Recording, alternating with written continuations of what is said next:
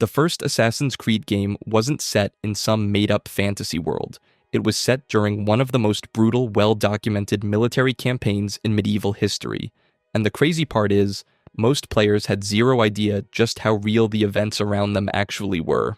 So today we're breaking down the real history behind Assassin's Creed, starting with the siege that kicked everything off. The Siege of Acre.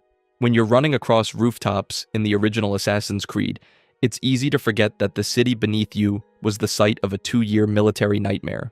The Siege of Acre ran from 1189 to 1191, and it wasn't some small skirmish. This was a full-scale assault involving armies from England, France, Germany, and beyond, all led by Richard the Lionheart and Philip II of France. Thousands of soldiers camped outside those walls for months on end, dying from disease and starvation just as often as from combat. But here's the thing, Acre wasn't just another city. It controlled Mediterranean trade routes and pilgrimage access to Jerusalem. Both sides knew that whoever held Acre held the key to the entire Holy Land.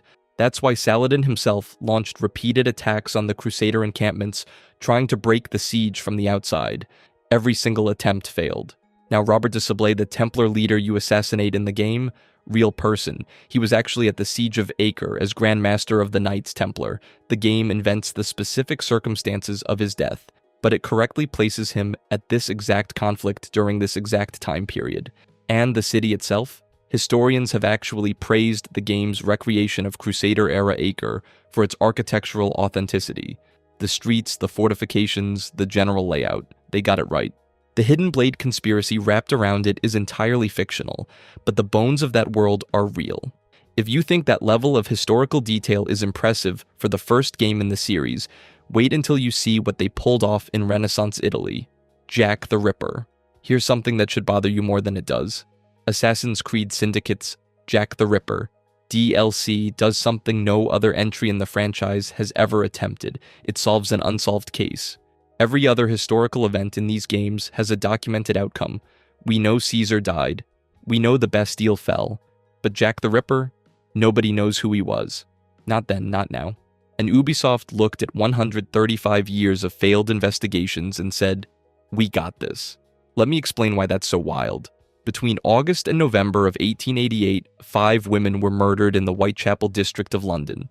Mary Ann Nichols, Annie Chapman, Elizabeth Stride, Catherine Eddowes, Mary Jane Kelly. All 5 were found severely mutilated in ways that suggested the killer had surgical or butcher-level anatomical knowledge. Scotland Yard threw everything they had at the case. Modern forensic teams have attempted DNA analysis on preserved evidence. None of it has produced a confirmed identity, a confirmed motive, or a conviction. Zero.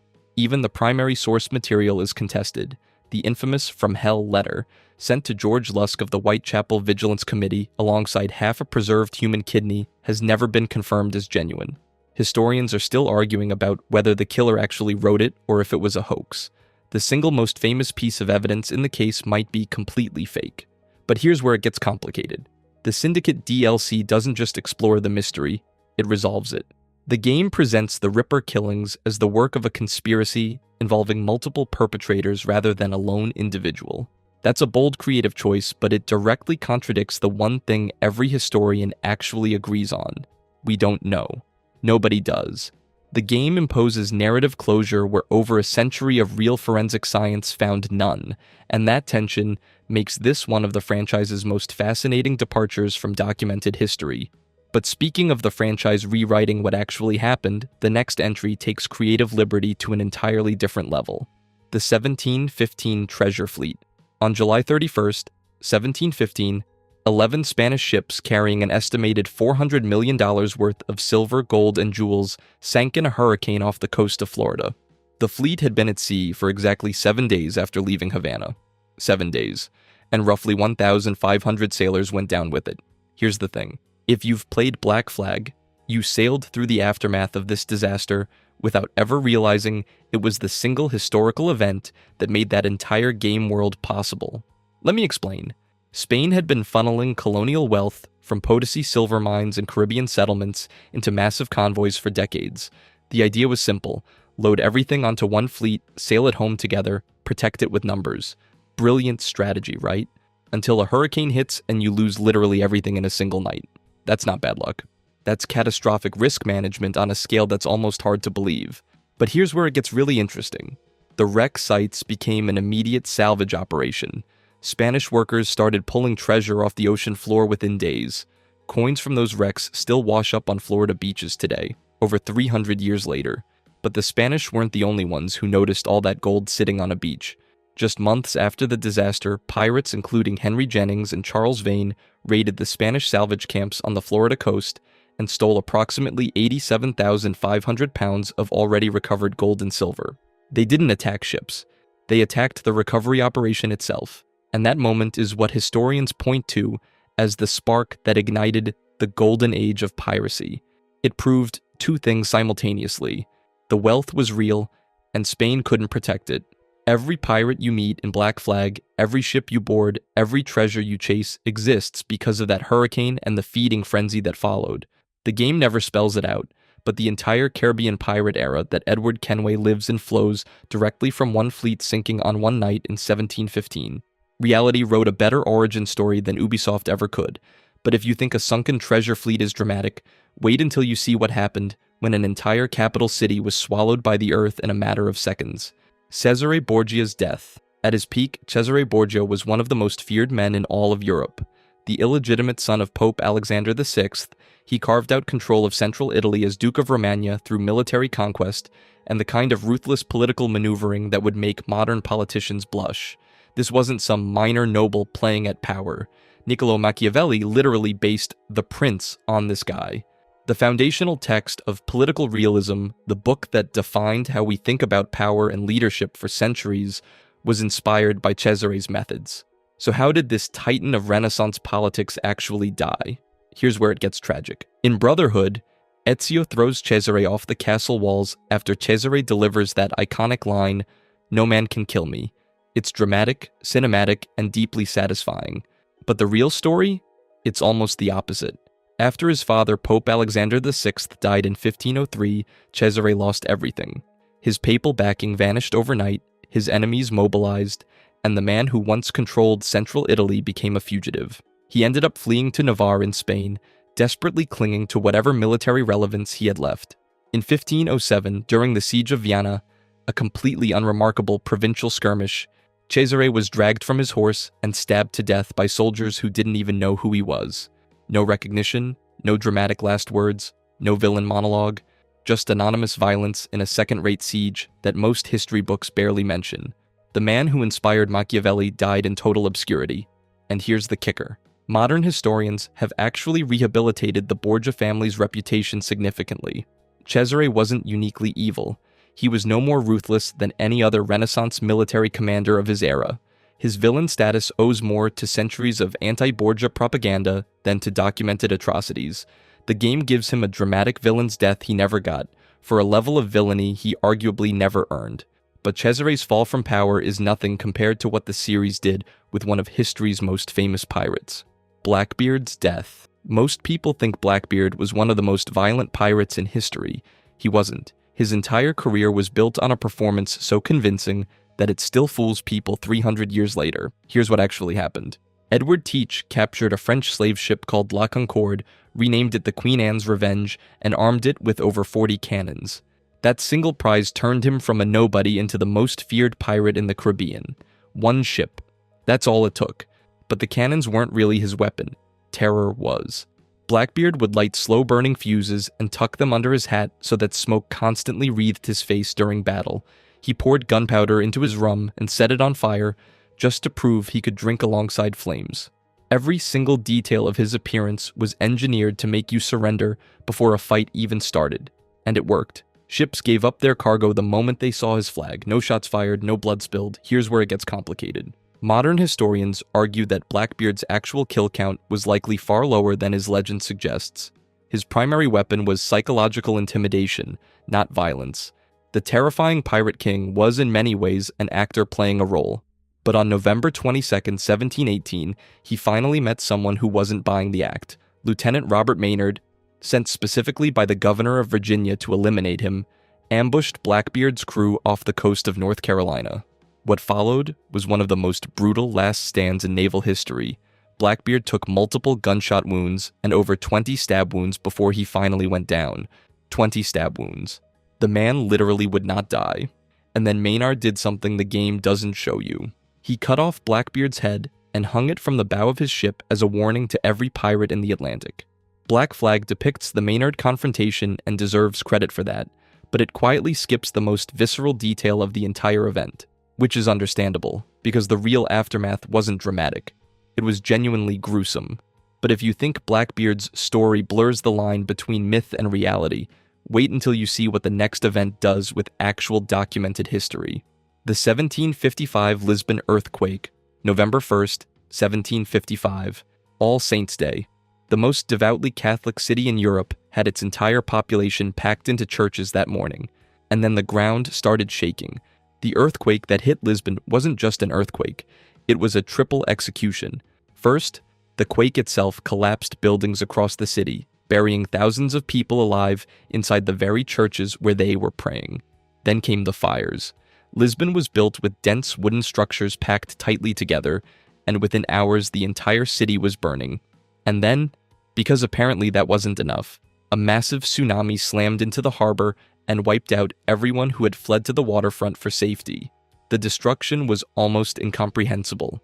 Somewhere between 30,000 and 40,000 people died in Lisbon alone, and the quake was so powerful it caused damage as far away as Morocco and Spain. This wasn't a local disaster, it was a continental event that leveled one of Europe's wealthiest and most important port cities in a single morning. But here's where it gets genuinely fascinating. The philosophical fallout might have been bigger than the physical destruction. Think about it. An entire population celebrating a holy day, inside churches, doing exactly what God supposedly wanted them to do, and they were killed for it. That contradiction broke something in European thought. Thinkers across the continent started questioning divine providence. If God is good and all-powerful, why did he destroy the people worshipping him? Historians actually mark this earthquake as a turning point in the secularization of European thought, a moment that accelerated Enlightenment debates about natural causation versus divine will. And then Assassin's Creed Rogue does something absolutely audacious with this tragedy. In the game, the protagonist Shay removes a precursor artifact from a vault beneath Lisbon, and that action directly triggers the earthquake. The game makes you responsible for 30,000 deaths. Not a villain, not an enemy, you. It's one of the darkest narrative choices in the entire franchise, turning a real historical catastrophe into interactive guilt that fundamentally changes the protagonist's worldview. If you think that's an uncomfortable use of real history, wait until you see how the series handles one of America's most mythologized moments, Paul Revere's Midnight Ride. Here's something that might ruin your childhood. The version of Paul Revere's ride that you know, the one with the lone patriot galloping through the night screaming about the British. That's a poem, written 85 years after it actually happened, and it got almost everything wrong. Let me explain. On the night of April 18th, 1775, Paul Revere did ride out from Boston to warn colonial militia that British forces were marching toward Lexington and Concord to seize weapons and military supplies. That part is real, and it was critically important. The famous signal from the Old North Church, 1 lantern if the British marched by land, 2 if they crossed by sea, gave colonial commanders the intelligence they needed to position their forces correctly. Without that warning, the battles of Lexington and Concord might never have happened the way they did. But here's where the myth falls apart. Revere wasn't some lone hero on a dramatic midnight gallop. He was part of a coordinated network of multiple riders fanning out across Massachusetts, organized by years of groundwork from the Sons of Liberty and local militia committees. The whole operation was a team effort, and Revere himself? He was actually detained by a British patrol during the ride, just stopped, questioned, held. Not exactly the unstoppable patriot of legend. So who invented the legend? Henry Wadsworth Longfellow. His 1860 poem turned Revere into a solo action hero, conveniently leaving out the British detention, the other riders, and basically everything complicated about that night. The poem was written on the eve of the Civil War as deliberate national myth-making, designed to inspire unity, and it worked so well that the myth completely replaced reality. Now Assassin's Creed 3 takes its own liberties. The game has Connor physically fighting off attackers to protect Revere during the ride, which obviously never happened. but there's an unintentional layer of accuracy buried in that fiction. The real ride only succeeded because of a support network working behind the scenes. The game just swapped out organized colonial messengers for an 18th century assassin. Honestly, given how much mythology already surrounded this event before Ubisoft ever touched it, the fictional combat sequences almost feel appropriate. If you think that's a wild rewrite of history, wait until you see how the series handled one of the most explosive acts of protest in American history, the Boston Tea Party. Here's an event that everybody thinks they know, and almost nobody actually does. The Boston Tea Party wasn't a spontaneous act of patriotic rage. It was a carefully organized operation planned over months by the Sons of Liberty, targeting exactly 342 chests of East India Company tea worth roughly £10,000 sterling. And the motivation? It wasn't philosophical. It was economic. Here's the thing nobody mentions in history class. Colonial merchants had built an entire smuggling economy around untaxed tea. It was incredibly profitable. Then the British government gave the East India Company a tax deal that let them undercut those smuggling prices. No taxation without representation became the famous rallying cry, but that came later. The original driver was colonial businessmen watching their profits evaporate overnight. The Boston Tea Party was a calculated act of economic sabotage dressed up in revolutionary language. And about those famous Mohawk Indian disguises? Massively exaggerated. Later accounts turned it into this dramatic symbolic gesture, colonists adopting Native American identity as a statement of American independence from Britain. The reality. Many participants wore no disguise at all. The Native American reference was likely rhetorical flourish, not some carefully planned piece of political theater. History added that detail the same way a game adds a cutscene. Speaking of which, here's the biggest departure Assassin's Creed 3 makes. Nobody died during the Boston Tea Party. 0 casualties. It was a deliberate, disciplined protest. The participants even swept the ship's decks afterward and replaced a padlock they accidentally broke. But in the game, Connor is fighting British guards during the entire sequence, turning a bloodless economic protest into a full combat mission. The real irony. The Tea Party itself didn't unite the colonies. The British response did. Parliament passed the Coercive Acts, which colonists called the Intolerable Acts, punishing Massachusetts so severely that it drove every other colony to rally behind Boston. The British government's overreaction did more to cause the revolution than the protest ever could. The game added fictional violence. History added fictional nobility. Both are equally creative departures from what actually happened, which is somehow the most interesting part of all. But if the Tea Party got mythologized, wait until you see what happened to one of the most famous conspiracies in Renaissance history. The Pazzi Conspiracy. This one reads like a political thriller, and that's because it literally is. The Pazzi Conspiracy was a multi-year assassination plot involving a rival banking dynasty, a sitting pope, and multiple Italian princes, all coordinated to take down the most powerful family in Florence, and the way it fell apart is almost poetic. Here's the setup. The Pazzi family was the second most powerful banking family in Florence, and they were tired of playing second fiddle to the Medici. Pope Sixtus IV wanted to expand papal territory and weaken Medici influence. So these two forces, along with several Italian nobles, spent years planning a coordinated strike.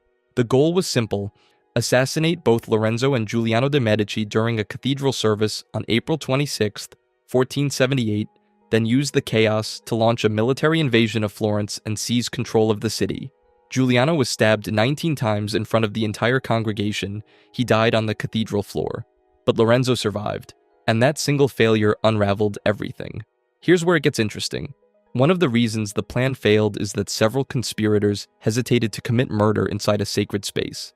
They had zero problem planning a political assassination backed by the Pope himself, but actually doing the killing inside a church gave them pause. That moment of piety directly contributed to their failure. History is full of irony, but a conspiracy failing because the assassins were too religious to assassinate properly is genuinely hard to top. Without both brothers dead, the power vacuum never opened. Florence's citizens didn't scatter. They rose up with immediate, violent loyalty to the Medici. The Pazzi family was effectively destroyed, properties confiscated, members exiled or executed. The conspiracy didn't just fail, it backfired so catastrophically that it actually strengthened Medici control over Florence. And here's what makes this entry special. From a gaming perspective, Assassin's Creed 2 is remarkably accurate on the core facts: the conspirators' identities, the cathedral setting, the failure of the assassination, the total political destruction of the Pazzi family. Ubisoft obviously layered Templar conspiracy framing on top of it, but the historical foundation underneath is genuinely faithful to the real events. This is one of those rare cases where the game barely needed to exaggerate, because the real history was already dramatic enough. But if the Pazzi conspiracy feels like a political thriller, the next entry is pure Shakespearean tragedy, and it changed the course of an entire civilization. Julius Caesar's assassination, March 15th, 44 BCE, around 60 senators, 23 stab wounds, the most famous political murder in human history, and it accomplished the exact opposite of everything it was supposed to. Here's what happened. Julius Caesar had accumulated more power than any single Roman had ever held. He'd conquered Gaul, won a civil war against Pompey, and been appointed dictator perpetuo with authority that made the traditional republican system look like a suggestion box nobody checked. A growing number of senators became convinced he was moving towards something Rome never wanted: a king. So around 60 of them decided to do something about it. The conspiracy included Caesar's close friend Brutus and his rival Cassius Longinus, both driven by a messy combination of genuine republican principle, personal grievance, and peer pressure from the other conspirators. They chose the theater of Pompey, they chose the Ides of March, and according to Plutarch, Suetonius, and multiple ancient sources, Caesar had been specifically warned by a soothsayer to beware that exact date. He dismissed it. He walked in anyway. The conspirators surrounded him and stabbed him 23 times. The man who'd conquered half of Europe died on the floor of a theater, and the conspirators genuinely believed they'd saved Rome. They hadn't. Here's where it gets devastating. The assassination didn't restore the Republic, it destroyed it. Caesar's death triggered another civil war. His adopted heir Octavian fought Brutus, fought Cassius, fought Mark Antony, and eventually won everything. Then he established himself as Augustus, the first Roman emperor, creating the exact concentration of power that the senators had murdered Caesar to prevent. Every single one of them killed for nothing. Worse than nothing, they killed for the opposite of what they wanted. A C. Origins frames the assassination as carried out by members of the Hidden Ones, the Proto-Assassin Brotherhood. The game swaps Republican political principle for ancient artifact protection as the motivation, but the bones of the event are historically accurate. The date, the location, the conspirators, the wound count, it's all real. And that's what makes Caesar's assassination unique on this list. No other event in the franchise has this level of documentation. Ancient historians gave us dates, locations, names, and body counts with a precision that most events on this list can't match. This isn't reconstructed from fragments. This is history written in blood by people who were there. But the real reason this closes out the list has nothing to do with the game. It's that single brutal irony. The men who murdered a dictator to save democracy created an empire, and 2,000 years later, we're still talking about how spectacularly they failed. If you enjoyed this video and want to see more, click the video on the screen now.